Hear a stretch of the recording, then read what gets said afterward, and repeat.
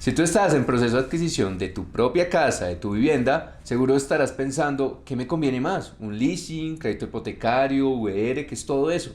Por eso en este video te explicaré paso a paso las ventajas, los beneficios y el proceso que debes seguir para que puedas obtener la mejor financiación.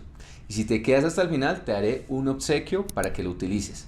Recuerda que yo soy Brian Rojas, tu entrenador financiero, y que en este canal estoy hecho para mejorar las inversiones, disminuir los gastos, mejorar el ahorro y que puedas lograr la libertad financiera. Porque el entrenamiento financiero es prosperidad económica. Suscríbete.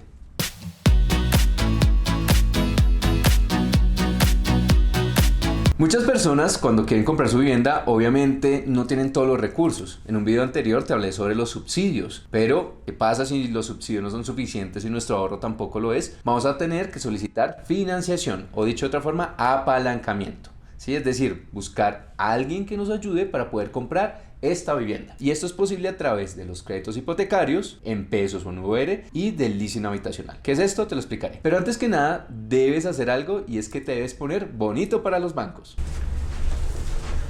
Listo, ya me puse bonito para los bancos. No es necesario que te pongas así de bonito para los bancos. Eso no significa ponerte bonito para los bancos. Entonces, ¿qué significa ponerse bonito para los bancos? ¿Qué es ponerse bonito para los bancos? Lo que necesitas hacer, y no como aquí mi colega que cree que simplemente poniéndose algo bonito ya es, no es eso. Ponerte bonito para los bancos va a ser, primero, tienes que tener un buen puntaje crediticio. Ten presente, y lo he mencionado en varias redes sociales, que tú puedes obtener tu puntaje crediticio gratis a través de aplicaciones como Soy Yo. Recuerda que en un video hablé sobre eso. También debes preparar una serie de documentos. ¿Qué documentos? Todos estos documentos. Aquí está todo lo que gano. Muy bien, necesitamos tu carta laboral, necesitas tus certificados de ingresos. Si eres una persona independiente, necesitas los certificados dados por un contador, declaración de renta y principalmente aquello que certifiques que tiene los ingresos suficientes. Listo, entonces voy a ya mismo a pedir los créditos a los bancos. No necesitas hacer esas cosas. Tú no necesitas ponerte a pedir un montón de solicitudes de crédito al mismo tiempo. Eso es malo para tu puntaje crediticio. ¿Qué tienes que hacer entonces? Una vez conozcas tu puntaje crediticio y estés listo con los papeles, ahí sí haz la solicitud. Pero no cometas el error de mi amigo, y es que empieza a solicitar los créditos a todo momento. Esto te puede generar una alerta en el sistema y no te van a aprobar. Entonces, una vez conozcas tu puntaje, si es muy bajito, generalmente menor a 750, debes empezar a prepararte. Eso sí es ponerse bonito para los bancos. Entonces, baja tu nivel de endeudamiento. Las tarjetas de crédito. Sí, las tarjetas de crédito te pueden ayudar a mejorar tu puntaje, pero no es la única forma. Ten presente que también tener muchas tarjetas te puede afectar tu nivel de endeudamiento. Y adicionalmente, ten presente que la ley de vivienda te indica que si vas a solicitar un crédito, vas a tener un máximo de nivel de endeudamiento para pagar tu cuota. Para vivienda de interés prioritario y social es máximo un 40%. Para vivienda no BIS es un máximo de 30%. Eso es ponerse bonito para los bancos. Bueno, ya has aprendido que debes ponerte bonito para los bancos. Eso significa tener un buen puntaje crediticio y adicionalmente tener los documentos que se requieren. Entonces vamos a empezar a mirar cuáles son esos tipos de créditos. Entonces vas a tener dos tipos de créditos, los créditos hipotecarios y el leasing habitacional. Entonces, ¿el crédito hipotecario en qué consiste? Aplica para vivienda de interés social y vivienda no BIS, es decir, aquellos inmuebles que valen más de 150 millones. La característica principal es que te van a financiar hasta un 70% del valor del inmueble. Ten presente también que para los BIS hay algunas entidades que dan el financiamiento hasta un 80%. Entonces, características del crédito hipotecario. 1. Tú quedas como propietario del inmueble. 2. Se firma una hipoteca a nombre de la entidad financiera. Es decir, que si tú entras en mora, incumples tu crédito, la entidad financiera puede tomar tu inmueble y te lo quita. 3. La tasa de interés, pues obviamente va a depender del momento del desembolso. En ese momento en Colombia, ¿en cuánto está? Más o menos tenemos tasas del 10% en los mejores de los casos y tasas ya están llegando hasta el 20%, porque estamos obviamente en un momento de la economía donde hay una alta inflación y el Banco de la República ha subido bastante las tasas de referencia. Otro punto que debes tener presente, el plazo.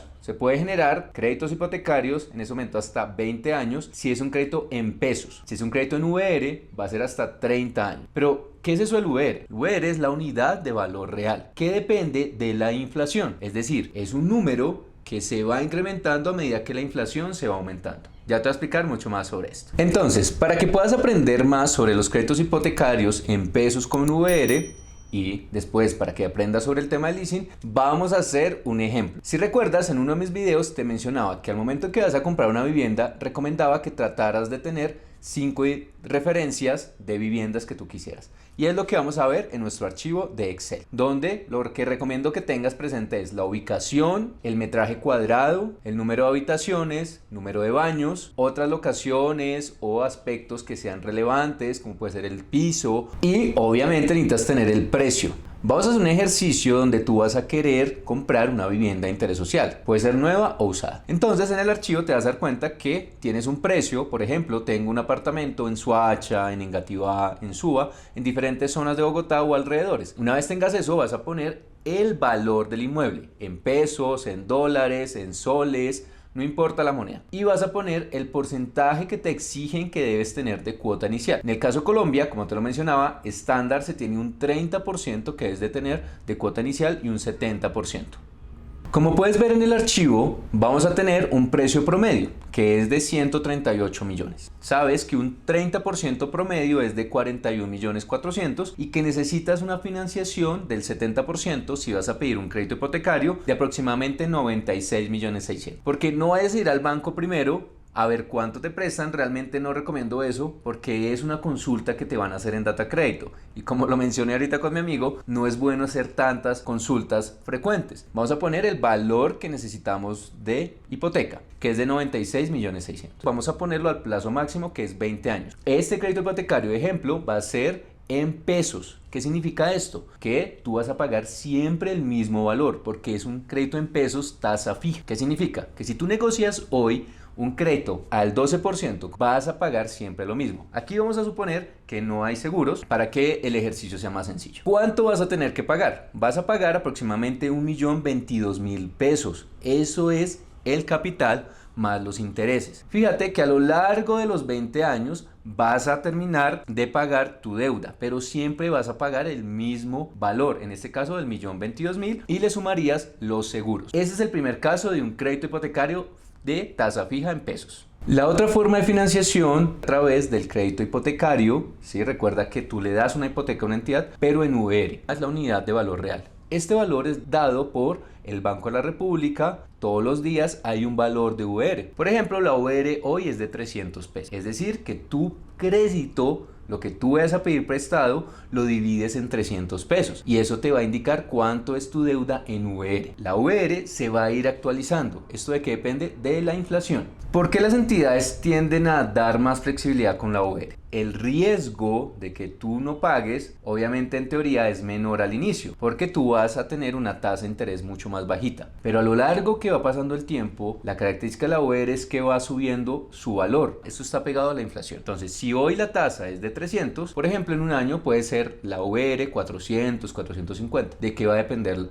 De la inflación. Entonces muchas personas hoy en día se están enfrentando a un gran reto con la OER, porque hace un año, por ejemplo, la OER estaba en 250, 280, pero como la inflación ha estado subiendo tanto, su VR sube y no hace ningún abono a capital, porque es mayor el impacto del valor de la OER que lo que tú estás dando en capital. Entonces ten mucho cuidado con la OER. Te lo voy a explicar en números. Vamos a manejar el mismo caso, los 96.600.000.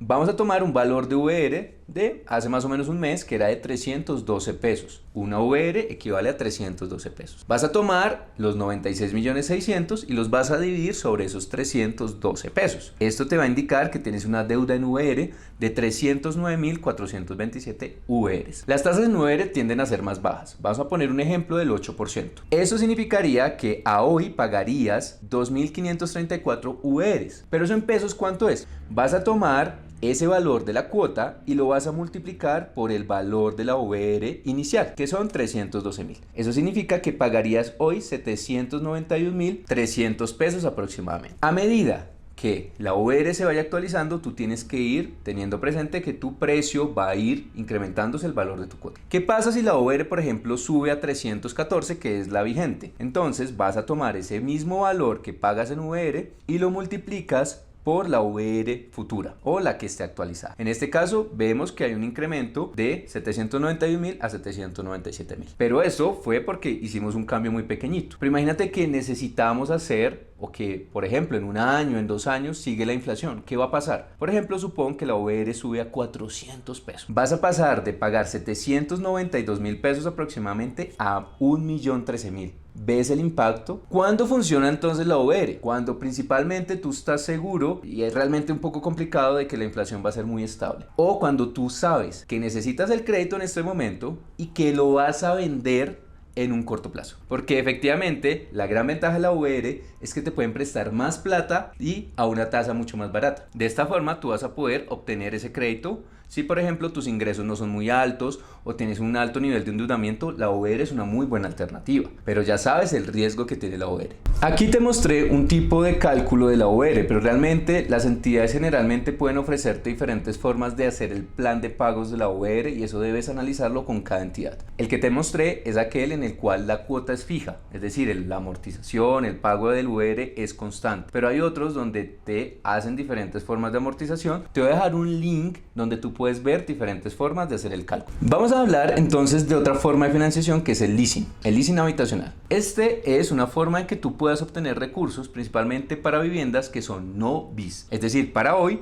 viviendas que valen más de 150 millones. Si son menos de 150 millones, tienes la posibilidad de hacer crédito hipotecario, tasa fija en pesos o crédito hipotecario en VR. Si va a ser más de 150 millones, tienes la opción de los tres, tanto en VR, en pesos como el leasing. El leasing es un tipo de arrendamiento con opción de compra. Tú lo que vas a hacer es no ser el propietario. ¿Cómo así? Si tú vas a ser como un locatario. Tú vas a tomar en arriendo el apartamento, la casa que tú estás comprando, que estás realmente arrendando. La entidad financiera te va a decir, muy bien, tú vas a tener la opción de comprar este inmueble al final de la última cuota, en la última cuota, es decir, una opción de compra, que puede ser un porcentaje del valor del inmueble, que va entre un 0 a un 30%. Eso lo negocias con la entidad financiera. ¿Qué ventajas tiene el leasing? 1. El inmueble no queda a tu nombre. Esto es muy bueno para temas de retención en la fuente, pago de impuestos al patrimonio, porque el inmueble no va a aparecer a mi cargo, va a aparecer a nombre de la entidad financiera. 2. El leasing, al igual que el crédito hipotecario, tiene unas ventajas porque puedes deducir los intereses que tú pagas de leasing a tu declaración de renta. Te vas a dar cuenta que eso puede ser significativo. Adicionalmente, tienes la posibilidad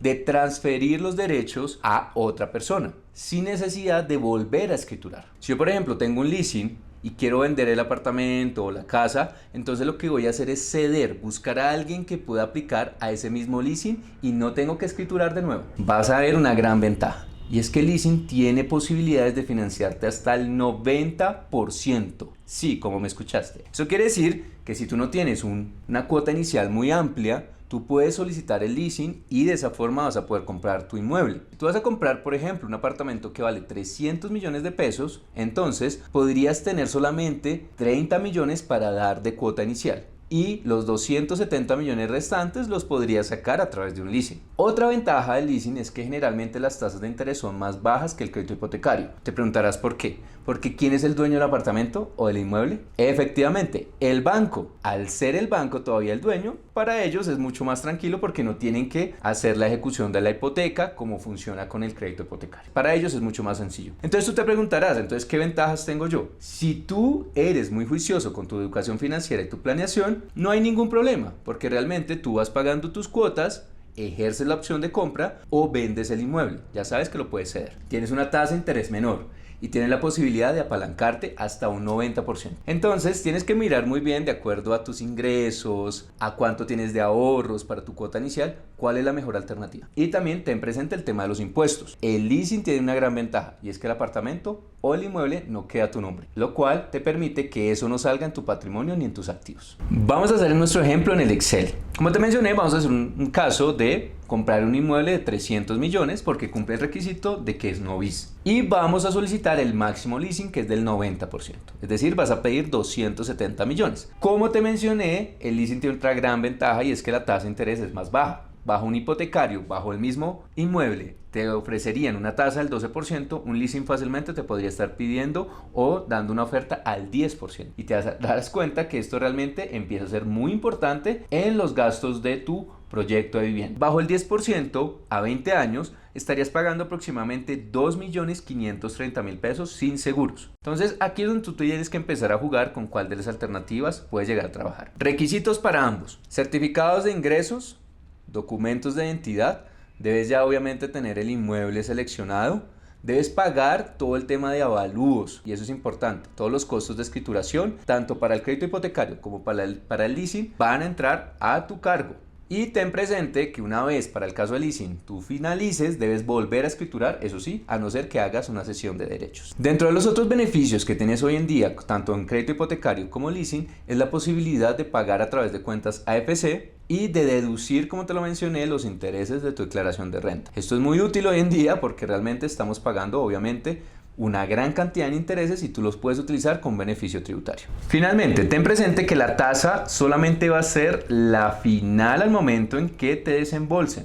Si por ejemplo tú tienes un preaprobado, que es cuando tú vas a una entidad financiera y le dices, oye, quiero empezar a hacer un estudio para solicitar y comprarme un inmueble, tú me puedes hacer un preaprobado, ellos te pueden dar una tasa inicial, pero la tasa realmente va a ser la final al momento en que te desembolsen.